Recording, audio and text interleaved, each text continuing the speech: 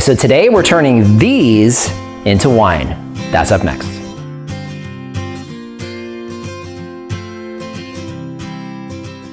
Hello everyone, this is Dwayne with Edge of Nowhere Farm, and we're coming to you today. It's actually Saturday, November 23rd, 2019. So we're coming to you today. I wanted to specify the date because we actually did something last year. We tried out a fig sherry, and we weren't sure how it was going to turn out because we were having a hard time finding a recipe, kind of developed a few things on our own. So we want to go ahead and share that with you today. So today what we're talking about is fig wine. So as I mentioned, a year ago today, we actually started our fig sherry, and it turned out amazing. It's aging right now. We want to make sure we give it a full year in the bottle before we crack one of those open. So we're looking at April of 2020 before we come to that. However, in the meantime, we wanted to show you how we make fig wine. So here we are in November, and we have figs. Now, we don't have fresh figs. Really. What we have here is actually frozen figs. So these are figs from basically our summer harvest. In fact, we moved, so this was on the old farm. We've got, I don't know, I think we had somewhere along the lines of 25 or 30 1-gallon Ziploc size bags full of brown turkey figs. So what we're doing is we're using a few of those bags today to make wine. So now fresh figs, you can use brand new fresh figs to make this wine, not a problem. You can do dried figs as well. However, we do like using frozen figs. Now the advantage to that, very easy to package. So we flash freeze these before they go into the bag, which is why I have individual figs that I'm picking up here.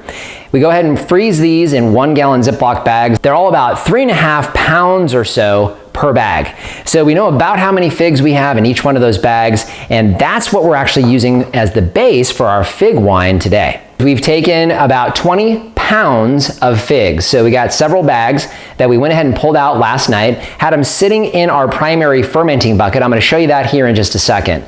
But why frozen fruit? Lori and I really prefer to use frozen fruit for all of our wines. The main reason why is it doesn't require any dicing or mincing on your part in order to break the cell walls. Because when you freeze fruit, the freezing actually does that. At the cellular level, they basically explode. So they basically popped and they're ready to release their juice. So what we did last night, we took the frozen figs, put them into the primary fermenting bucket. I want to show you what those look like after sitting in this bucket for a day. We are using one of those nets. We've got these in our Amazon shop. I won't go into too many details. It does make it very easy for us to do sampling of the wine as we go through this process. But essentially, we've taken these frozen figs that almost completely filled up this, I think, near 7 or 8 gallon bucket. It was almost completely filled to the top. And if Lori slides in, you can see this is basically now turned into essentially mush. Now, as I continue to dig further down, you'll see we've got some amazing fig syrup down there that's already accumulating, so you can see that down there. And I can tell you that's very, very sweet. So you can see the figs themselves just break right apart. The only thing I need to do to actually do a little bit more mashing is basically just take a basic wooden spoon, go through here and just kind of help them out a little bit. Because what I don't want is I don't want any big solid pieces of figs, so no full-size figs. However, this is going to do just fine. So now our goal is we're shooting for about 5 to 5.5 gallons of wine. So we're starting with 20 pounds of figs. Now you can pare that down. So if you wanted to go with 1 gallon, use about 4 pounds of figs, fresh figs, or frozen ones, which is what we're using. So we have the fig mash basically in here now. So now what we need to do in order to get this going and have enough liquid to make wine is we need to add some water. I'm going to get 5 gallons of water, add them into here, and then show you what that looks like. We'll move on to our next step. We wound up with just under 5 gallons because if Lori slides in, you'll see this is completely full. So now we do have a little bit of a gap. We do need to make sure we have enough space for that cap that's going to develop once this starts to ferment. And you'll find that once you start to stir this, you're going to get a lot of different things. Like you're going to get seeds. We got seeds right here. You're going to get whole pieces of fig that I missed. So I'm going to kind of mush him down. And not too much more as far as anything looking good. It's kind of gross, actually. We got several ingredients we're going to be adding in here, but the first thing we need to do is make sure we kill off any yeast and any bacteria, and how we're going to do that would be Camden tablets. Well, it's Camden tablets you can find on Amazon. We've got them in our shop as well. They kind of look like aspirins, and essentially what you do is you take one of these per gallon. Now, we have just under 5 gallons of water. However, I do know that I have a fair amount of juice in there from the figs. So I do know that I have over 5 gallons of total liquid in there. So what I'm going to do is I'm going to go ahead and take 6 Camden tablets. I'm going to crush those up and add them in. So now, easiest thing to do as far as crushing these, if you guys have ever fed aspirin to a baby, it's the same idea. You take 2 spoons, put your tablet between them, and just push the 2 spoons together, and that will mash, and that's what we want. I've got 5 other ones here, so all I'm going to do is just add that powder to the top, take my stir, and I'm going to slowly stir that in. We're going to leave this here for 24 hours. So tomorrow afternoon, we're going to come back, take a look at this, and that's when we really start going. 24 hours later, so if Lori wants to slide in, you can take a look and see what we have going on. Now, one thing we did do, because we had this a little too full, and we do need to add sugar today, which is going to add some more space. We wound up with probably a little over 6 gallons of total liquid, almost 7 gallons. So we did actually take 1.5 gallons of this out, so we had space to get our sugar in here. So this is now ready for our next step. So now what I want to do is kind of give you the recipe that we use for our wine. And that way, if you guys want to do it in a smaller batch, you can. If you want to do larger batches, you can as well. Obviously, you already know how much you'll need as far as your figs and your water. You are going to add sugar. Now, the sugar is based on how strong you want the wine to be. We're going to be adding about 2 pounds per gallon, so we've got a lot of sugar. We've got about 10 total pounds in here. What that equates to, we've got it turned into a syrup, is about 5 quarts of syrup. That's right here, or about 20 cups for our 5-gallon batch. So you can see that's going to add quite a bit of liquid. And then we are going to add an acid blend. So for every gallon, you're going to use 3.5 teaspoons of an acid blend. And I have that here, already have it measured out for our 5-gallon batch. Next step is going to be yeast nutrient. So you're going to use 1 teaspoon of yeast nutrient per gallon.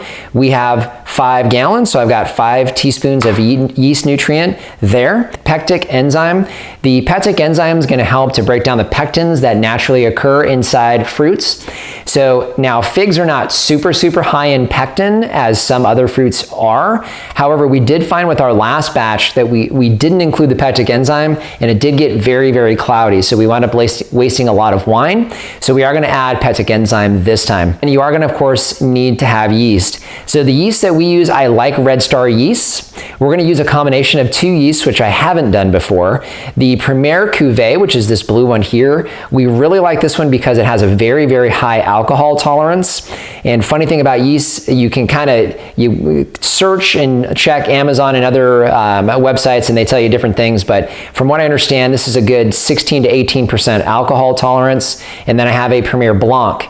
The Premier Blanc, I'm going to be using that for the first time, but from what I understand, mixing the 2 different types of yeasts when you have higher alcohol contents help to get that full attenuation. So we did do a reading on the liquid now, so we're at 1.032 as far as specific gravity. So that's where our starting gravity level is. Obviously that may vary for you. It did for us last time. That's a little less on the sugar side than we were last time. However, at this point, we're ready to add all of these ingredients in and test our specific gravity.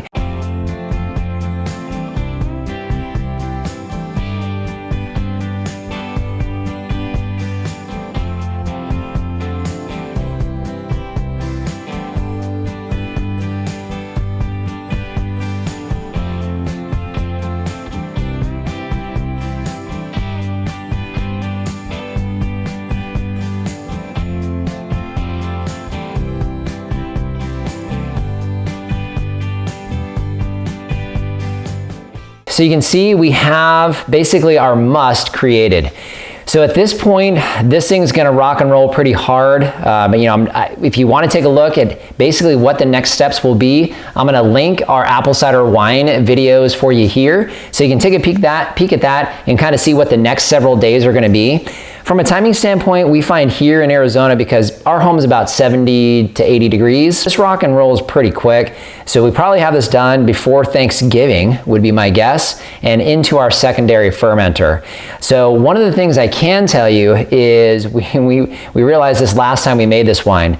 This doesn't smell all that good, but rest assured, when you're done and you try this for the first time, I'll tell you what, if you even kind of like figs, you're gonna love this wine.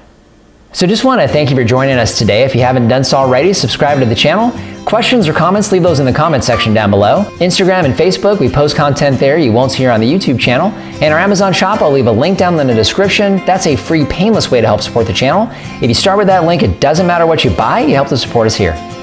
So just want to thank you for joining us today and remind you, if we can farm on the edge of nowhere, so can you. Here today, it's actually Saturday, November 23rd, 1999. No, it's not.